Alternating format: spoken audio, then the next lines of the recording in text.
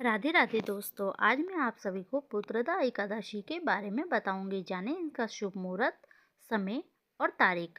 तो आइए हम सब जानते हैं। विष्णु जिनका नाम हो, वैकुंठ जिनका धाम हो, पुत्रदा एकादशी के शुभ अवसर पर श्री हरि को शत शत प्रणाम हो। आप सभी को राधे राधे।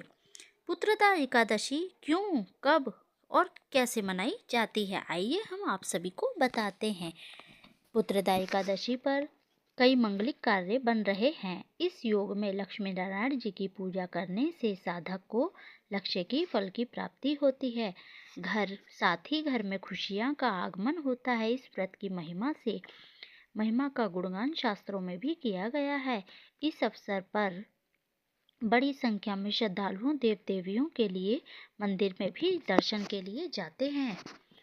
सनातन धर्म में एकादशी तिथि का विशेष महत्व है। यह दिन पूर्णतया जगत के पालनहार विष्णु भगवान को समर्पित होता है। इस दिन भक्ति भाव से लक्ष्मी नारायण जी की पूजा की जाती है। साल में 24 एकादशी मनाई जाती है। अधिक मास होने पर एकादशी की संख्या 26 हो जाती है। इनमें पुत्रदा एकादशी, निर्जला एकादशी, इंदिरा एकादशी और देववशनी एकादशी और देव उठावनी एकादशी विशेष महत्व है। इस शुभ अवसर पर श्री हरि नारायण जी की विधि विधान पूजा भक्ति से की जाती है। धार्मिक मत है कि एकादशी व्रत करने से साधक को वैकुंठ लोक की प्राप्ति होती है, साथ ही मनोवांछित फल की प्राप्ति होती है। लेकिन क्या आपको पता है कब और क्यों पुत्रदा एकादशी मनाई जाती है और साल 2025 में कब पुत्रदा एकादशी है? हम आपको इसके बारे में बताते हैं। पुत्रदा एकादशी पोष माह के शुक्ल पक्ष की दशमी तिथि के अगले दिन पुत्रदा एकादशी मनाई जाती है।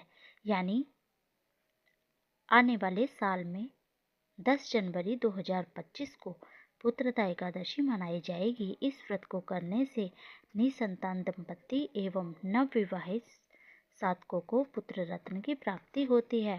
जानते हैं इसका शुभ मुहूर्त। वैदिक पंचांग के अनुसार पोष माह के शुक्ल पक्ष की एकादशी की तिथि की शुरुआत 9 जनवरी को दोपहर 12:22 पर शुरू होगी। वहीं पुत्रदा एकादशी की तिथि का समापन 10 जनवरी को सुबह 10:19 पर होगी। सनातन धर्म में सूर्य उदय से उगने वाली तिथि की गणना ही की जाती है। इसके लिए 10 जनवरी को पोष एकादशी मनाई जाएगी। साधक के अनुसार ये बताया गया है कि व्रत आप पंचांग के अनुसार रख सकते हैं। तो ये हमारा कथा का मुहूर्त आप सभी को बताया जाता है। अब पुत्रदा एकादशी की कथा मैं आप सभी को सुनाती हूँ। राजा सुकेतुमान के कोई संतान नहीं थी। इसके लिए राजा सुकेतुमान और रानी शैब्या बहुत दुखी रहते थे। उन्हें ये दुख सता रहा था कि मृत्यु उपरांत उनके पूर्वजों के उद्धार कौन करेगा, कौन उनके पूर्वजों को मोक्ष दिलाएगा। उत्तराधिकारी न होने के चलते उनके पूर्वजों को दर दर भटकना पड़ेगा। उनकी आत्माओं को ना शांति मिलेगी और ना ही मोक्ष की प्राप्ति होगी।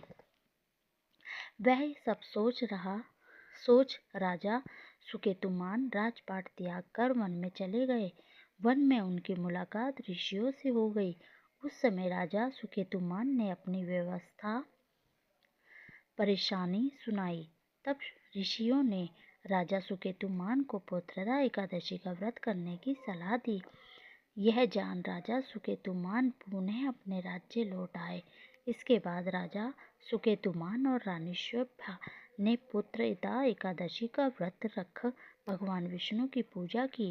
राजा सुकेतुमान को पुत्र रत्न की प्राप्ति हुई। उस समय से वह हर वर्ष पोष महीने में यह व्रत मनाया जाने लगा।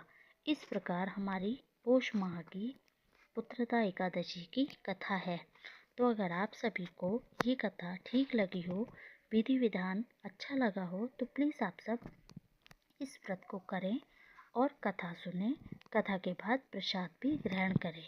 अब मैं अगले पाठ में आप सभी को पारण में क्या खाना है, और पारण में क्या करना है ये भी बताऊंगी आप सभी को। राधे राधे।